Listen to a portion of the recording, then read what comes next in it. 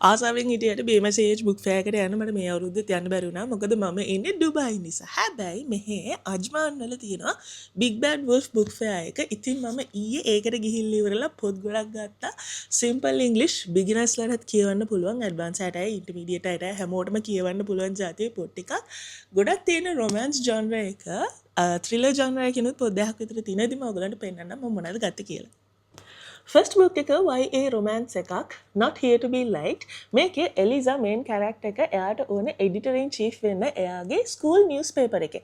හැබැයි එයාට votes හම්බෙන්නේ නැහැ. වෙන එක්කෙනෙක්ට තමයි votes හම්බෙලා ඉවර වෙලා editor in chief වෙන්නේ.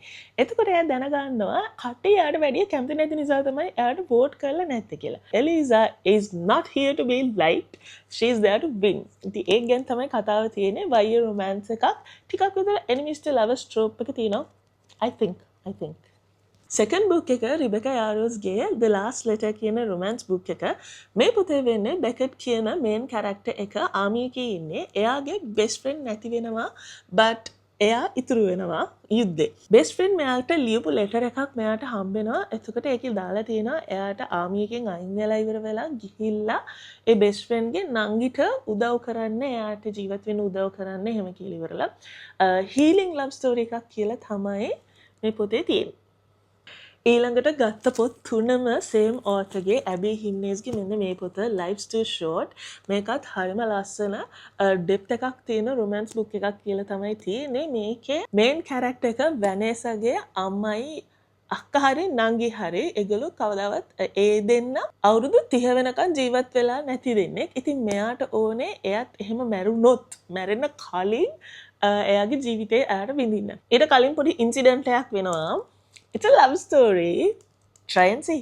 ඇබි හිම්නේස්ගේ පොත්වල තියෙනවා ළමයි romance novel එකක් වුණාට ටිකක් depth එකක් තියෙන ලස්සන plot එකක් එක තමයි normally මේ authorගේ පොත් තියෙන්නේ. ඉතින් The Happy Ever After playlist එකත් අන්න ඒ වගේ ලස්සන depth එකක් තියෙන romance story එකක් කියලා තමයි මම දැක්කේ online reviews වලින්. So කියවල බලමු. Third book එක The Friend Zone by the same author. There is a dog in the story. මෙයාගේ පොත්වල ගොඩක් වෙලාවට main characterට අනිවාර්යෙන් බලෙක් ඉන්නවා ළමයි. අනිවාර්යෙන් බලෙක්. And I love that in her books. Next book එක Josh and Hazel's Guide to Not Dating. Christina Lauren ගේ පොත්වල හොඳ spicy scenes එහෙම තියෙනවා. හැබැයි the plot is also really nice and this is romance. Josh and Hazel college යන කාලේ ඉඳන්ම ඒ දෙන්නට දෙන්න දන්නවා. හැබැයි ඒ දෙන්න එහෙම date කරලා නැහැ මට මතක විදිහට. But after 10 years they meet again. ගොඩක් වෙලාවට කියවන්න කැමති enemies to lovers. හැබැයි මෙන්න මේ පොත friends to lovers slow burn romance book එකක්. මම ඇත්තට මේක ගත්තේ colors වලට පොතේ cover එක හරිම ලස්සනයි. මම ඒකේ summary එක කියවලා නැහැ so I have no idea what's happening. I just know that it's a romance story.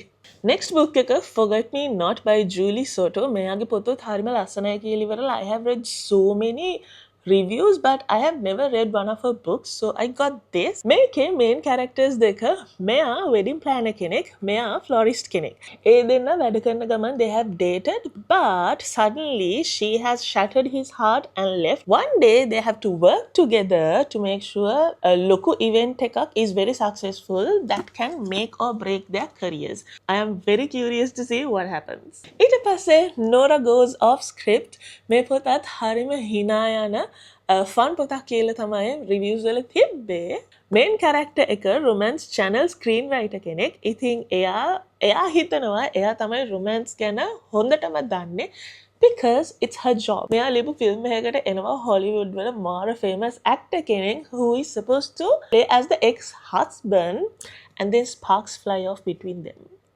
අන්තිම romance පොත Catherine Centerගේ Hello Strangers. කුණු ගෑවිලා මෙයාගේ මම පොත කියුවා The Bodyguard කියන පොත. මෙන්න මේ පොත. So මේ පොත ලස්සන නිසා මේ authorගේ මම මෙන්න මේ පොතත් ගත්තා. And it's a romance story ළමයි. It's a romance story. අන්තිම පොත් දෙක mystery පොතක් Unwanted by Mia Sheridan.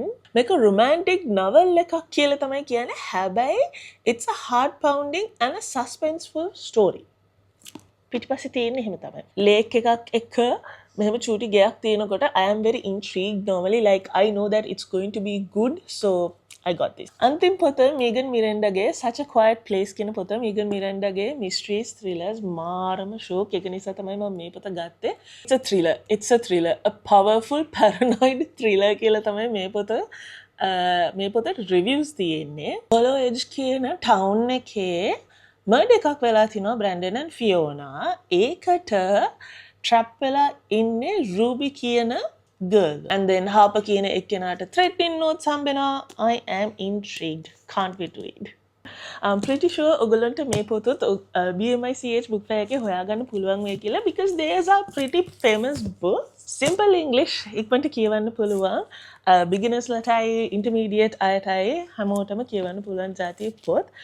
So ඔයගොල්ලෝ කියවලා තියෙනවා නම් comment එකක් දාගෙන යන්න.